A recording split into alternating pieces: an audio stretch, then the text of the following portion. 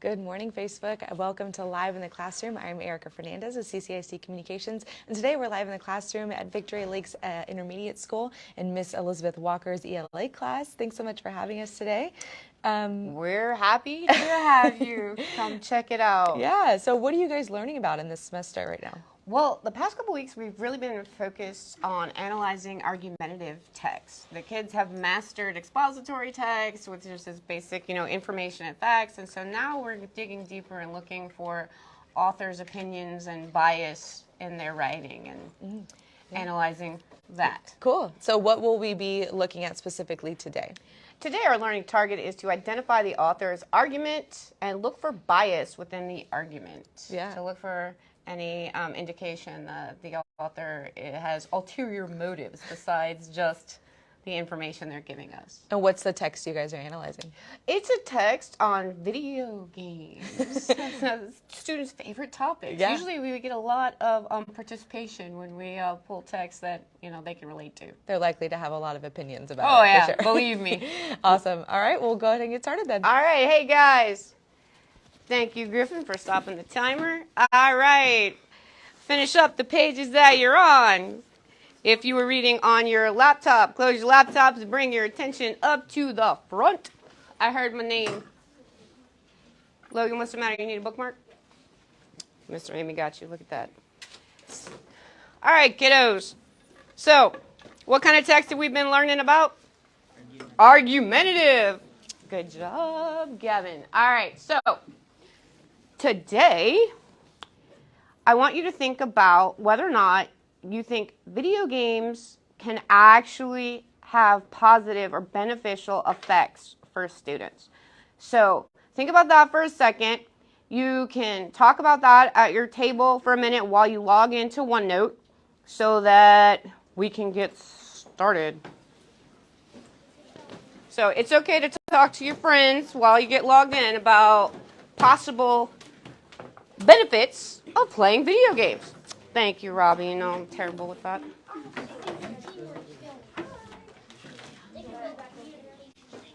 Go ahead, JD. You're right. It can build communication skills.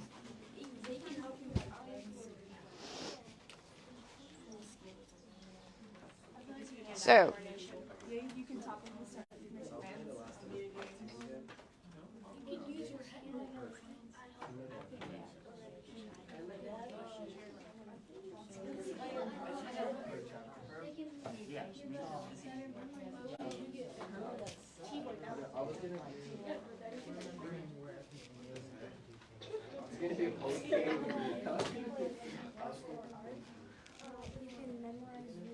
all right, guys, clap once if you hear my voice. Clap twice. We're going to do a 2-minute quick write real fast. Think about what you just talked about at your tables. And 2 minutes in the video game page of OneNote.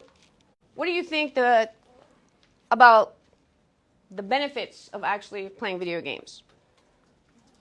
Just anything that pops in your head. Jasper? Computer?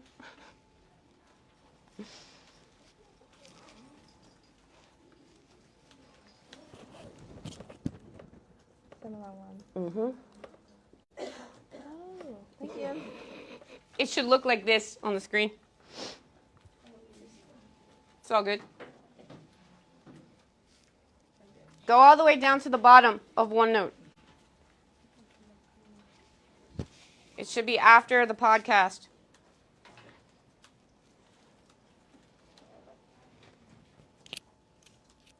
Refresh it.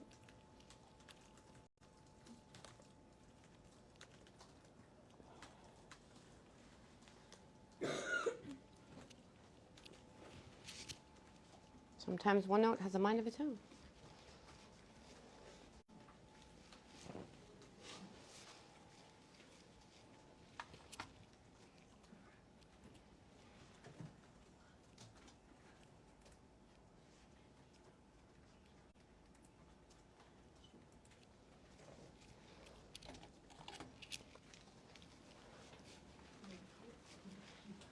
All right, guys, clap once if you hear my voice. Clap twice. Whatever you have so far is good enough. Who wants to share their thoughts on how video games might have benefits. Griffin. It improves hand-eye coordination. Excellent job. It does. Logan. It can build communications with others around the world. You can build communications with others around the world if you play online games, right?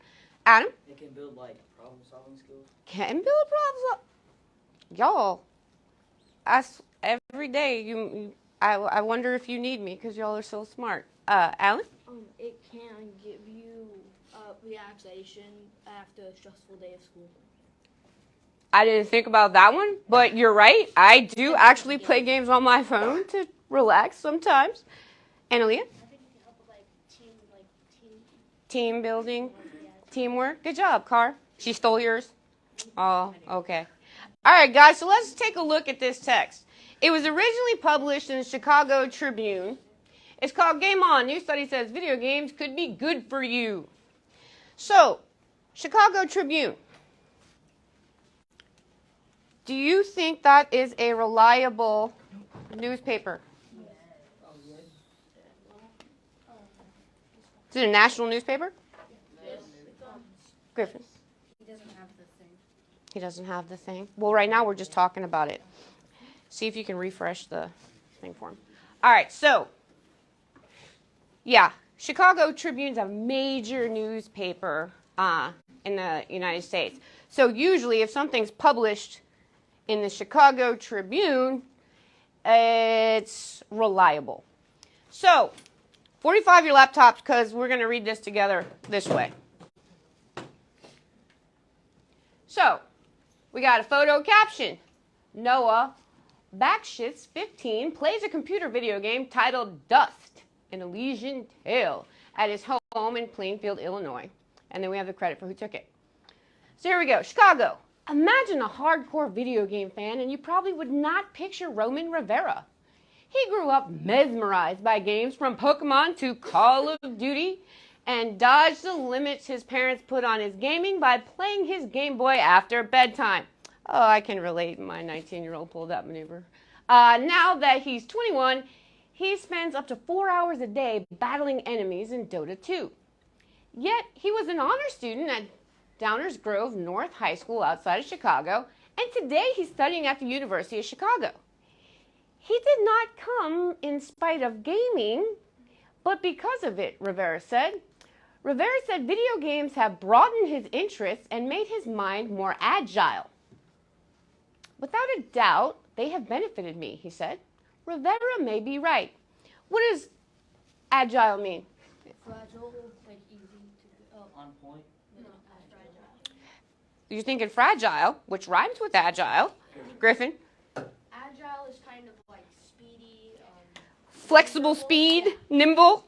Good job, yes. Y'all, snaps for Griffin. Using nimble was an excellent vocabulary term there. All right, so what do we call these little things in bold?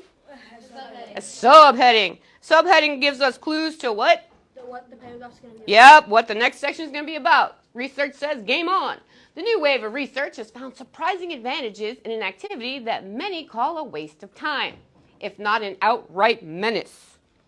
Scientists have recently linked gaming with increased brain power, making better moral decisions, and even physical fitness. What do you think we just discovered? That gaming is turning out good for us.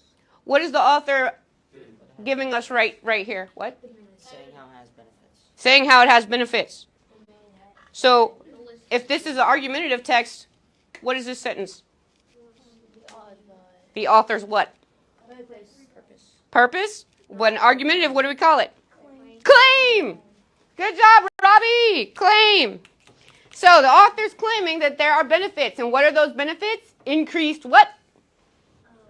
Brain power and Moral decision making and physical fitness. Yup. So, I bet you can figure out where this is headed, right? Let's see. It seems to have really interesting positive effects, said Daphne Bavelier. She is a neuroscientist who researches video games at the University of Rochester in New York. She said scientists are trying to find out what parts of gaming could be used to make society better.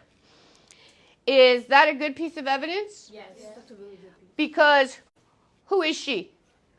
expert about the thing. Boy, she's an expert because she's a neuroscientist, right? Yeah, it's okay. Shh. Anyway, so researchers have done thousands of studies on gaming since the 1980s. Most of them found that gaming is clearly bad for kids. Video games were linked to an increased risk of epileptic seizures, dangerously faster heart rates, and violence. So, why is the author all of a sudden now telling us ways that video games are bad? It's the counterclaim, and it's also from older scientists that didn't have video games before. Yup, that is true. So now we have, with a new generation of scientists more familiar with technology, different results often appear in studies, said Christopher Ferguson, a professor at Stetson University in Florida. And that's what is happening with gaming. So, that's right, he's an expert too. So that's the rebuttal. That's where they're saying, like, yeah, we had all this in the 80s, but now we have A new generation. a new generation. Yes, exactly. He speculated that kids use video games to relieve strong feelings. Oops, I skipped one. Ferguson has found that violent video games do not make kids more violent. One project actually concluded that some children who play violent video games are less likely to be bullies. Is that good evidence? Yes. It also makes sense. Yeah. It's also We have an expert that's giving it. And is bullying a big issue, especially for your age group? yes. Sure. That was a really smart argument by the author. So, he speculated that kids use video games to relieve strong feelings. It could also be that they are busy playing games so they don't have time to bully other kids. All right, we have another what? Subheading. Bad guy benefits. Another take on video game violence came from the University of Buffalo, Professor Matthew Grizzard. He found that kids who played the bad guy in shooter games often felt guilty. Can any of you relate to that? Yes. Okay. It makes my heart happy that I think more of you said, yes, you can relate to that than those that said no. So we're going to go with that. At times? Okay. So, games can be this really important tool for teaching people what the right decisions might be, he said. Maybe one way to do that is showing what the consequences of wrong decisions would be. Gaming has long been identified as a factor in obesity, which means being very overweight. So, they're telling us again how games might be bad. Yeah. Why is the author choosing to do that? To where then we know the side effects. It's like a counter. Gaming. Car. It's a counter. It's a counterclaim. So, do you see that authors sometimes put lots of mini counterclaims in their writing? Yes. Does it keep the writing more interesting? Yes. Yeah, it does. It does. So, talking about obesity, blah, blah. Yet Professor Chin and Liu found that those who play video games for 3 to 6 hours a day were healthier than those who played less. Gaming might burn more calories than just watching TV, she believes. It also may be that kids holding a controller are not as likely to pick up a snack or a soda. That theory made sense to Dan. I cannot pronounce his last name. I'm so sorry, Dan. He is a high school student in Illinois. He spends up to 7 hours a day on StarCraft 2, League of Legends, and other games. When I go on long gaming streaks, many times I don't feel the need to eat as much, he said. He can go without eating for 3 to 4 hours. Is that a good piece of evidence? Yes. Yes. Because it's telling you that you can last longer. Yeah, so the author gave us a direct quote from a person that experiences what he's trying to explain. Yeah, no, that's excellent. Oh, we got another what? Subheading, your brain on video games. The most interesting studies may look at how gaming affects the brain. Simone Kuhn is a researcher at the Max Planck Institute for Human Development in Berlin, Germany. Whew! She found that the brain's prefrontal cortex actually grows thicker in people who play games. The prefrontal cortex is linked to people's personality and ability to make decisions. The changes he observed could improve memory and navigational ability, he believes. Is that a good piece of evidence? Yes. Another expert, right? Yep. Yeah, I'm telling you, this was a smart author. Whenever we read a bad text, I tell you that I don't like it and it's bad. I tell you why, but this one's really good. So, First-person shooter games are one of the most hated types of video games. However, Bavalier said they can help improve vision and the ability to pay attention. Yeah, Griffin pointed out hand-eye coordination earlier. Y'all are so smart. So, not everyone is sold on the idea that gaming is good for you. Oh, what's coming now? Yeah, the main counterclaim. Joseph Bisoglio has studied the subject at Columbia University Medical Center in New York. He said that the scientific studies generally do not compare gaming with other activities that exercise the brain. Learning a new language or a musical instrument may have even greater effects than gaming, he said. What do y'all think about that? Raise your hand to answer. What do you think about that, Carr? Some people learn differently. How might we have a rebuttal for that? Who can think of a rebuttal? JD? Hang on. Some ways people learn to read as subtitles on video games. Sometimes people do learn to read on video games and things like that. Alan? To a different language to try learning the language of another thing. That's pretty smart. You could switch the video game to a different language.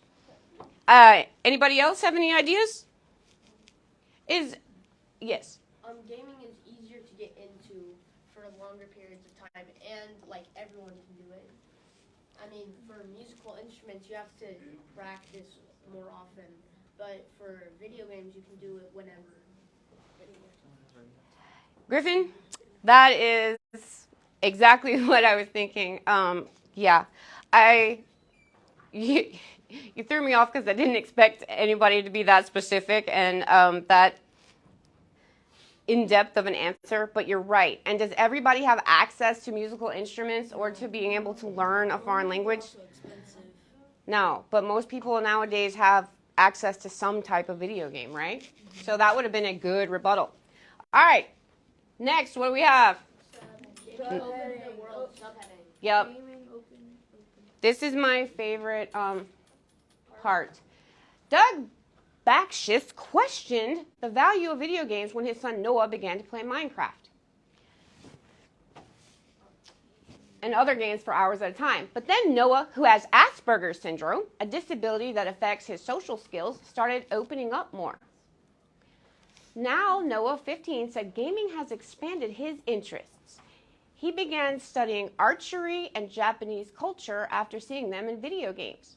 His attention and focus have also improved, he said, as has his self-awareness. Games helped him discover what choices I could make in particular situations, he said. What I found is I generally try to resolve things peacefully. Gamers can get really attached to the characters, and that's not a bad thing, he said. So that's where it ends. So what do you think about that last piece of evidence? Tied it all together with the beginning and end. Analia? I was going to say it kind of helps like with the social skills. It helps with the social skills. I thought that was a really important thing to point out. Carr? It ended on a good note. It did. It ended on a really positive note. Do you think that was a smart thing for the writer to do? Yes. Because it gave us all like that nice, warm, like I enjoyed reading that feeling at the end, right?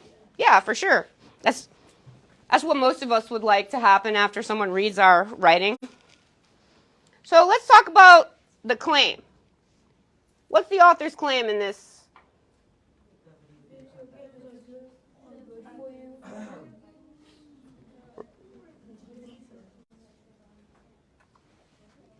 That video games have benefits? Yes. All right. And in the claim, the author gave us how many reasons that video games have benefits? Who remembers? Go back and look in the text. You can open them back up now and look. In the actual claim, how many reasons does the author give us that video games are beneficial? 3. Y'all are so smart. 3. What was the first reason? Go back and look at the claim. The first reason. Well, I just said the first reason. Brain power. Increase brain power. So, you guys look for text evidence that the author uses to support that part of their claim. How did the author back that up?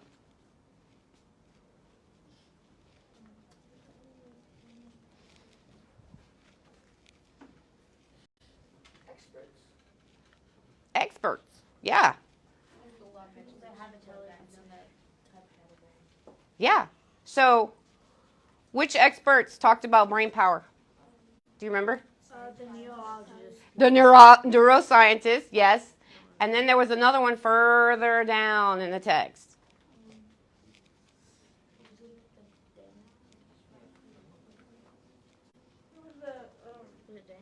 It was about The boy, the Asian. that, yes. They talked about the prefrontal cortex, right? How it links how it's linked To personality and language. Exactly. So, does that reason, can we check that reason off that the author did a good job of backing up that reason? For sure. What was the second reason?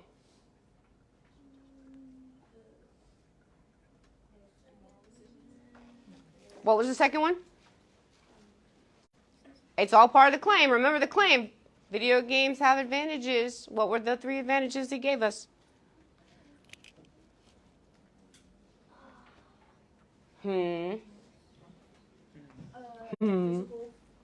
Physical was 1. Yeah, I have that as number 3. But what was in between? And Aaliyah? Moral decisions. And what did the author tell us about moral decisions? How do they help us? How do they help us make better moral decisions? Okay, good. You don't know? What's a good try? Come on, y'all. Somebody participate. I know Griffin knows the answer. We've been live in Miss Walker's ELA class at Victory Lakes Intermediate School. We're going to go ahead and wrap this up. We'll see you guys next time. Yeah, they show you both sides of what happens if you're the villain and then what happens